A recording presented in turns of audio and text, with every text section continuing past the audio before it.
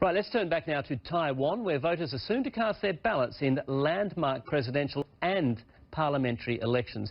Christy Lou Stout is on the spot for us and joins us once again from Taipei. Campaigning there going right down to the wire. Just a few hours to go, Christy, but they're still pretty active. Oh, very active indeed. I'm at the site of the rally for the opposition DPP party. Its candidate for President Tsai Ing-wen, widely tipped to become the next president of Taiwan, and if so, she'd become the first female leader of the island. We've been listening to lots of speeches, songs underway, but you know, it's not a story of the presidential election. It's not only that going on here. There's also the parliamentary election, 113 seats, and the Taiwan legislature up for grabs, and aiming for their seats, a number of parties called the Third Force. This is an umbrella term used to describe this new generation of these youth movement parties that came out of the Sunflower Movement in 2014. And among these Third Force parties is the New Power Party. And I have the leader of the New Power Party, Quốc昌, joining me right here. And thank you for joining me. You're running for the legislature, and you're widely tipped to get a seat. How are you feeling right now? It's complex, but I feel grateful. Although it has been less than half a year since I announced my candidacy. You feel grateful? Grateful, and there are a lot of people walking through such an exciting journey with me. No matter what happened tomorrow, I'm grateful for all the people who stand behind me, support me, and support Taiwan's democracy. I feel very proud of our country and our democracy. Now, Quốc昌, you've been actively canvassing for votes. You were out there today knocking on doors, talking to people, even singing songs, pop songs on the stage. I guess that's Democracy Taiwan style. We tried to meet in Hong Kong. That meeting didn't work out because you weren't granted a visa. What happened? I think these questions should be and could be best answered by the Hong Kong authorities. What I did, just like an ordinary citizen trying to apply for a Hong Kong visa through the internet, but it was denied. And actually, several years ago, I was invited by a Hong Kong university to attend the academic conference. And at that time, there was no problem at all for me to enter Hong Kong. But 2 years ago, after Sunflower Movement, I tried to went to Hong Kong to support the umbrella movement. But at that time, that was the first time my application for Hong Kong visa was denied.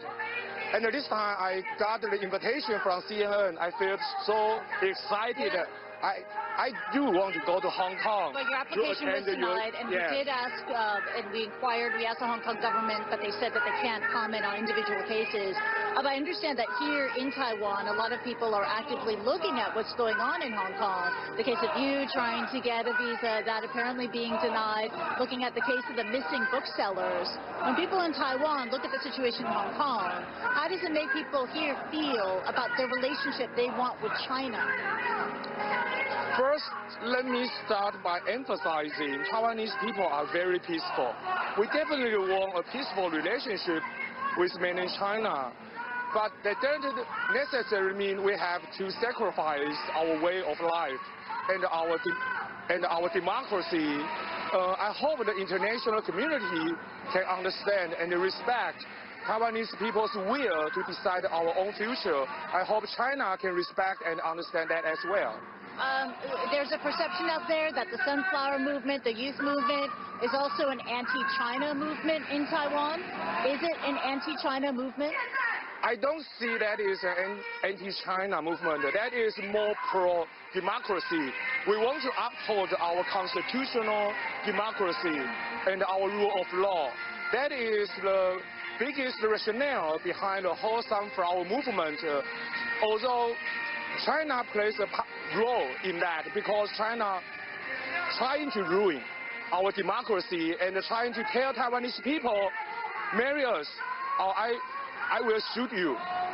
That is not going to help to improve the relationship between Taiwan and China. Right. The young people in Taiwan are very angry about China's attitude in that regard. We respect Chinese people's own decision, their way of life.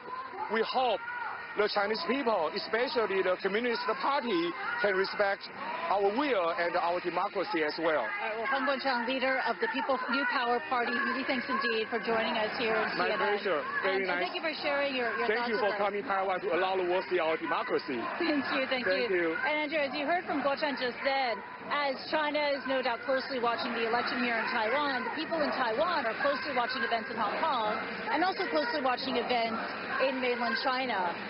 But as we heard from this third force candidate running for one of these 113 legislative seats up for grabs tomorrow in the election, he says that his movement, the youth movement in Taiwan, is not an anti-China movement, but a pro-Taiwan movement.